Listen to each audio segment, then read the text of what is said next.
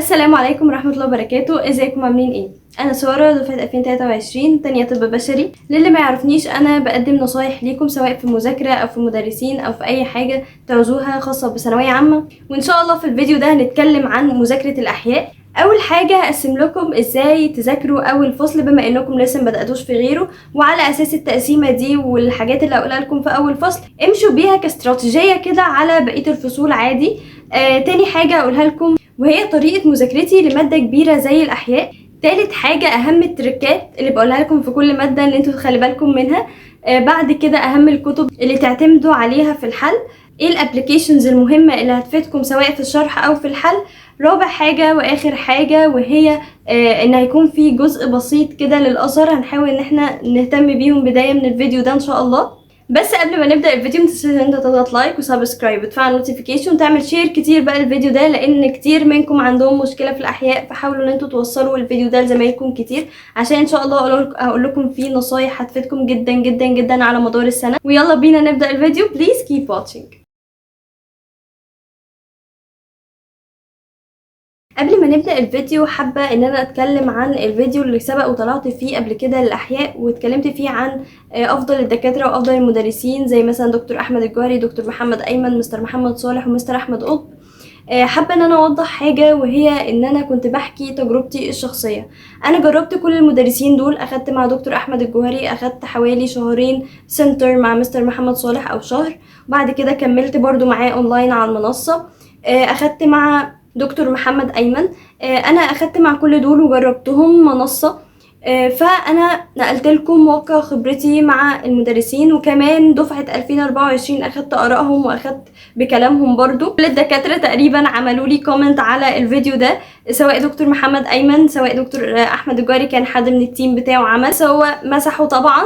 ولو مش مصدقين احط لكم هنا الكومنتس بتاعته عادي جدا. كمان في المستر اللي هو عنده قناة بيولوجيست برضو دخل عمل لي كومنت. فيعني انا مش عارفه ايه اللي حصل في الفيديو عمل القلبان ده كله. ومازال كل كلمة أنا قلتها في محلها، مفيش أي تغيير في كتب ولا أي تغيير في أي حاجة. ممكن يبقى فيه تطورات بس بسيطة جدا، وبرضو أنا قلت كده. لكن انا ما اسأتش لاي حد خالص. انا طلعت قلت المميزات قبل العيوب، فازاي مثلا ان انا هكون قصدي اوجه اساءة لحد وانا اصلا طالعه قلت المميزات بتاعه كل واحد قبل ما اقول عيوبه هي ايه او سلبياته. مش هنقول ان هي عيوب لان هي برضو كانت من واقع خبرتي انا وتجربتي انا ما كنتش بوجه اساءة لاي حد ولا ان انا طالعه اعيب في اي مدرس او اي دكتور. وكلهم انا استفدت منهم، سواء دكتور محمد ايمن، دكتور احمد الجوهري، مستر محمد صالح، ومستر احمد قطب. حقيقي كلهم افادوني وعلى مدار السنة مش في فترة مؤقتة وخلال 3 سنين ثانوية عامة. فانت خد بالتجربة واستفاد منها، وفي الاخر اسمع المدرس اللي يريحك عادي. انا مش هيأثر عليا في حاجة، انا بس طالعة اقولك النصيحة وخبرتي من الدفعة اللي انا كنت فيها والدفعة بتاعت 2024 بس. يعني انا مش عايزة اي حاجة تانية، اهم حاجة ان انت تستفاد. ربنا يوفقكم جميعا يا رب. يلا بينا نكمل الفيديو بتاعنا.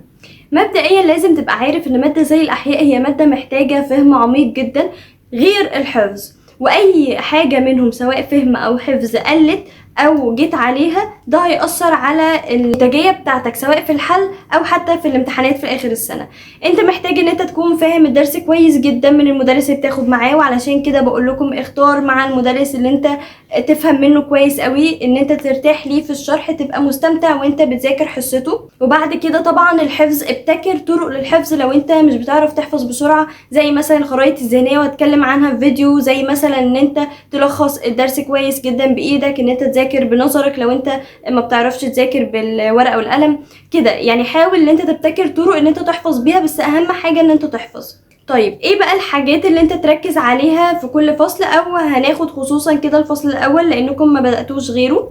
اول حاجة النبات ثم النبات ثم النبات. انتوا بتهملوا النبات جدا، اي حاجة فيها نبات بتكون عقدة بالنسبة لكم، بس انا مش عايزة كده، لان اهم حاجة بتيجي في الامتحان واللي بيجي فيه تريكات كتير هو النبات. اهتم باي حاجة فيها كلمة نبات كده، اي حاجة تخص النبات فاعرف انها مهمة جدا وبيجيب عليها تريكات كتير في الامتحان. طيب في الفصل الاول هتهتم بالدعامة الفسيولوجية جدا جدا جدا، لان الدعامة الفسيولوجية في السنة بتاعتنا دفعة 2023 جا فيها تريكات كتير وكانت مهمة، وجا عليها درجات من الحاجات اللي فيها درجتين، فليه تضيع منك حاجات زي كده وهي اصلا بالنسبه لك بتبقى سهله. يعني انا لو قلت اي حد على الدعامه الفسيولوجيه في نص السنه مثلا يقول لي ده اسهل حاجه في المنهج، بس اسهل حاجه في المنهج دي هي اللي بتوقعك، فخلي بالك منها. تاني حاجه لازم تهتمي بيها كويس قوي في الفصل الاول وهي عدد العظام. ده طبعا في الانسان لازم تكون مهتم وحافظ عدد العظام في كل حاجه، الطرف العلوي الطرف السفلي عظام اليد، كل الحاجات دي تكون حافظها كويس قوي بحيث انت تقولها بسرعه، مش لسه تقعد تعدهم وتفكر فيهم. حاجات مهمه جدا برضو هي عدد العظام المرتبطه بعظام اخرى، زي مثلا يجي يقولك الضلع الثالث مرتبط بكام عظمه، عظمه القص مرتبطه بكام عظمه. كل الحاجات دي مهم جدا انت تكون عارفها لانها بديهيه، بحيث انها لو جات لك في الامتحان انت تبقى عارف على طول ان انت تتعلم على الاجابه. فخلي بالك كويس قوي من تريكات اعداد العظام لانها مهمه وبتيجي في امتحانات كتير. خلي بالك كمان من انواع الفقرات سواء شكلها محدب ولا مقعر، كل الحاجات دي مهمه جدا وبيركز عليها برضو. بعد كده ركز في الانقباض العضلي وده موجود في الحركه، ركز في كل حاجه ليها علاقه بحركه في النبات، وانا قلت لك ان اي كلمه فيها نبات مهمه جدا. ركز في الاليه بتاعه الانقباض العضلي والاربطه والاوتار، كل الحاجات دي ركزوا عليها. نيجي بعد كده بقى لطريقه مذاكرتي في الاحياء. اول حاجه انا كنت بسمع الحصه من المدرس اللي كنت بفهم منه كويس جدا، بعد كده بقى كنت بذاكر الحصه بتاعته كويس قوي قوي قوي، او الدرس اللي انا خدته كويس قوي. فهم وحفظ، اهم حاجه هي موضوع الحفظ. ومن الابلكيشنز المهمه جدا جدا جدا اللي هتساعدكم في الحفظ هو ابلكيشن فاهم احياء. الابلكيشن ده انا هحط لكم هنا الصوره بتاعته، بس الابلكيشن ده مهم جدا جدا جدا وتحفه حرفيا، وهو مش ابلكيشن بريميوم زي كتير من الابلكيشنز التعليميه. هو مفتوح ومتقسم كويس جدا. ده برضو مش اعلان الابلكيشن يا جماعه. المهم ان الابلكيشن ده فادني جدا في الحفظ. ليه؟ لان هو كان بيطلع لي كل فقره كده بصورها بتنظيمها. الموضوع كان منظم جدا جدا جدا في الابلكيشن ده وكان مهم جدا. غير كده ان حتى طريقه ان هو يحط لك المعلومه بتطلع كده زي هوك سنسس كده، فالموضوع ده مفيد جدا لان انت تذاكر بالنظر اكتر ما هو بالايد، فدي الحاجات اللي بتثبت في الذاكره. تاني ابلكيشن هيساعدك جدا وهو تطبيق سكيلتون او 3D اناتومي، بس اللي هيفيدك في ثانويه عامه اكتر هو سكيلتون. بزياده عليكم بقى 3D اناتومي ده هيفيدكم اكتر في المجال الطبي، فيعني معلومه هو ليكم ان شاء الله لما تدخلوا طب تستخدموه. طيب بعد ما كنت بفهم بقى الدرس وبحفظه كويس قوي بعمل ايه؟ تلخص الدرس من نفسك. يعني بعد ما تذاكروا وتفهموا وتحفظوا مره وتراجع على حفظك مره كمان، تيجي بقى بعد كده تمسك لي ورقه كده تلخص لي فيها الدرس بس من دماغك. يعني ما تجيش مثلا حاطط كتاب قدامك وتقول انا هلخص من الكتاب، لا، انت هتلخص من نفسك، من دماغك، من حفظك، من استيعابك للمدرس اللي بتسمعه، من تربيتك المعلومات اللي هو قالها. كل حاجة من دي انت تكتبها بنفسك في الملخص او في الورقة اللي انت هتكتب فيها. بعد كده حاجة مهمة جدا خاصة في الاحياء، وهي ان بيتقال فيها بوينتس مهمة جدا مش موجودة في الكتاب. البوينتس دي هي اللي بيجي عليها الاسئلة وهي اللي بيجي عليها اسئلة الامتحان في الاخر. فحاول انت تركز مع كلام المدرسين اللي بيقولوا لك، خاصة لو انت مثلا بتاخد مع مستر احمد قطب فهو بيقول معلومات كتير جدا خارجية، والمعلومات دي بتبقى مهمة. اكتبها في مذكرته او اكتبها في الكتاب. الناس اللي بتسألني اكتب في المذكرة ولا اعمل لكل مادة كراسة او اعمل كل مادة كشكول، تعمل ايه بالظبط؟ انا برشح جدا ان انت تكون بتذاكر مصدر واحد وهو الكتاب. مثلا كتبت المعلومه، كتبت البوينتس، الكتاب ما كفاش، اكتب في ستيك نوتس عادي جدا. استخدم الموضوع ده هيفيدك، بس حاول ان انت يبقى في كتاب واحد ما عدا مثلا كلمات الانجليش لو عايز تعمل لها كراسه او كشكول ان انت تكتب فيها الزيادات عادي جدا. طيب ذاكرت، حفظت، فهمت كويس جدا، بعد كده لخصت، عملت كل الحاجات دي. تيجي بقى بعد كده للحل. ابدأ بحل كتاب يكون بسيط سهل، زي مثلا عندك كتاب الامتحان، عندك مذكرة المدرس انت بتاخد معاه. اخر حاجة بقى تحلها وهي كتاب التفوق. وفي كتاب تاني هو كتاب نفيس، وكتاب نفيس من افضل الكتب اللي انا جبتها، وكانت في شهر مثلا 12 شهر 11 يعني في الوقت ده. الكتاب ده بجد كنز، كتاب تحفة. هو اسئلته مستويات عليا، في مثلا 3 اختبارات على كل فصل. بدأ لك اول حاجة بالفنيات بتاعة الكتاب. بجد الموضوع ده فادني جدا، والكتاب ده فادني جدا جدا جدا. وزي ما قلت لكم انا ما جبتوش من اول السنه، انا جبته في شهر 12 شهر 11 او واحد مش فاكره قوي. يعني انا ما بداتش بيه السنه. لكن الكتابين اللي انا بنصحكم ان انتوا ما تعدوش السنه من غير ما تحلوهم هو الامتحان والتفوق، واهمهم التفوق لان في اسئله مشابهه جدا لاسئله امتحان اخر السنه او في نفس المستوى، يعني مستويات عليا.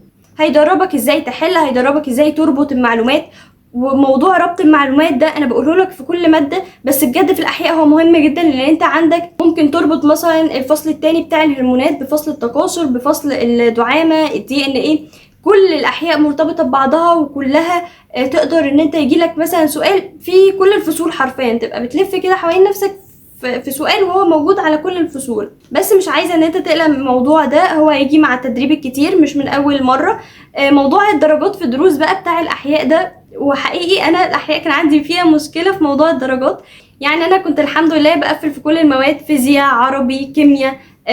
الكيمياء ممكن كنت انقص فيها شويه درجتين درجه ولا حاجه، وبقفل في امتحانات كل حصه. انما الاحياء بقى لا، يعني الاحياء كان فيها مشكله عندي، الاحياء كان فيها اقل حاجه مثلا 3 درجات 4 درجات، فالموضوع كان كبير في الاحياء، لكن عندي فيها مشكله. بس ده طبيعي، يعني احنا كلنا كنا كده، كل اوائل الجمهوريه كانوا كده، عادي جدا ان انت تغلط في الاحياء. الاحياء ماده مش سهله، هي ماده صعبه، ومش بقول صعبة عشان ان انا اعقدك او اخوفك منها، لا، هي مادة صعوبتها في ان هي محتاجة فهم عميق، محتاجة ان انت تتدرب وتحل كتير، محتاجة ان هي ايه، تكون فاهم دماغ اللي حاطط الامتحان، ودي حاجة مش سهلة خالص. افهم او تتعود عليها في موضوع حلك للكتب اللي بتركز على المستويات العليا، زي مثلا كتاب التفوق، كتاب النفيس، وكل الكلام ده. واخر حاجة في الفيديو ده وهو الازهر، هنتكلم عن الازهر. هحاول ان انا بقية الفيديوز بتاعتي اهتم بيهم شوية. مبدئيا انت في الازهر محتاج ان انت تكون حافظ احياء اكتر ما انت فاهم احياء. يعني اكيد الفهم حاجة اساسية، بس موضوع ان انت لازم تحفظ مصطلحات مش بس تكون فاهمها، لازم تحفظ اسئلة علل بما تفسر الحاجات دي كلها، لازم ان انت تكون ملم بيها كويس جدا وحافظها كويس جدا. ومن الكتب اللي انا برشحها لكم جدا للمذاكرة وهي كتاب مستر محمد صالح، او كتاب المرجع، او كتاب المرشد. كل الكتب دي في الشرح كويسة جدا جدا جدا للازهر، فيها معلومات كتير جدا، والاسئلة فيها على هيئة مصطلحات، اسئلة علل، كل الاسئلة او حاجة مهتمة بالمفاهيم، كل الاسئلة دي هي الاسئلة اللي بتيجي للازهر. اما بقى الكتاب اللي انا برشحه لكم للحل وهو كتاب المرشد. كتاب المرشد كويس جدا جدا جدا في الاحياء. هو في الكتاب تقريبا بيبقى حاطط في الاول فنيات كده على كل فصل، بعد كده بقى بيحط اسئله اختيارات واسئله مقالي عادي جدا. بس اسئلته كويسه جدا للازهر ان انت تراجع بيها معلوماتك، وان انت يعني دي الاسئله اللي بتجيلكم في الامتحان. وبس كده، ده كان الفيديو بتاعنا. اتمنى ان هو يكون عجبكم واستفدتم منه. ما تنسوش تعملوا شير كتير عشان يوصل عدد كبير من زمايلكم. ما تنساش بقى اللايك، ولو لسه ما عملتش سبسكرايب روح اعمل سبسكرايب. مش عارفه ازاي مش عامل سبسكرايب في قناتنا. وربنا يوفقكم جميعا يا رب. Thank you for watching.